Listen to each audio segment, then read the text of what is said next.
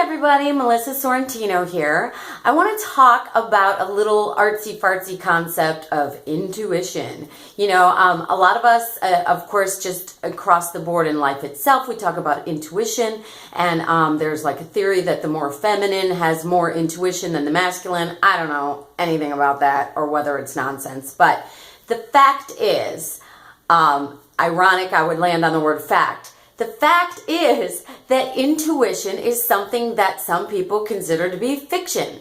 So, you can't see it, smell it, touch it, taste it, document it, quantify it, prove it. So therefore, it's kind of something you either believe in or you don't, or you feel a conviction about or you don't, or you utilize or you think you're utilizing it. You can still have doubt even if you're somebody that believes in intuition.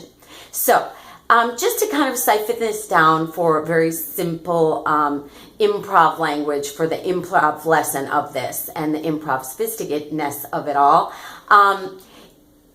intuition is something that a lot of people who are drawn to the art form of improv are not necessarily going to connect with. Although there's plenty of people that do, because improv doesn't just draw like creatives and actors. It really has a strong draw for like that sort of that carryover between creative and science is kind of like that, science fiction-y, creative using science to add make-believe and then come up with science fiction. So, excuse me. There's just a lot of improvisers that are drawn to the sort of like scientificness of it all. If you follow these rules, you will then produce a laugh. If you follow this heightening, you will then produce more tension. There is a science to this art form.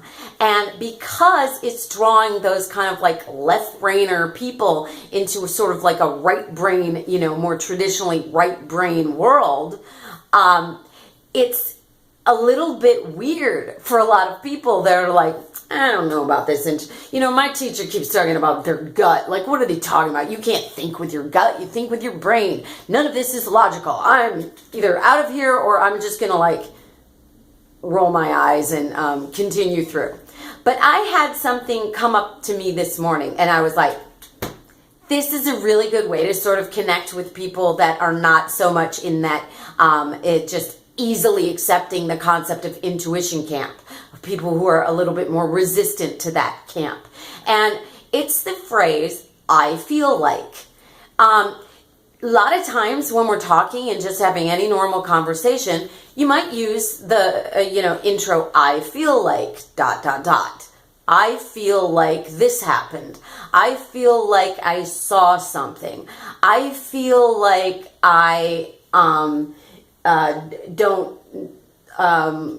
believe in this job working out for me or whatever, like at the workplace, but whatever. So you use that phrase and you say, I feel like, and whenever you're saying, I feel like, in my mind, I'm thinking, okay, that is really kind of meaning, I don't have enough empirical evidence to say that I think it.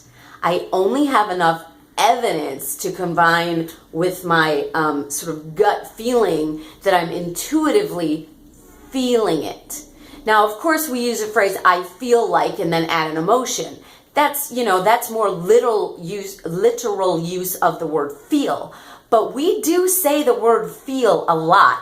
I actually don't that often, but I hear other people use it a lot. And I feel like is very frequently attached to a recollection. Like, sir, was the light turning red before or after that song came on the radio, in a court of law? And the person might go, well, I'm not really sure. I don't have it written down. I didn't have a camera, but I feel like it was right before that song. So when you have that, that's an indicator of intuition. And the fact that that has bled so strongly into our vernacular, that's a really common phrase, to me is just a little bit more evidence that it's not so terribly abnormal to trust your gut and not only be able to use your head, because you're really cutting an enormous part out of the equation if all you use is this little piece of gray matter up here. Okay, that's all I have to say today. I'll talk to you guys later. Bye.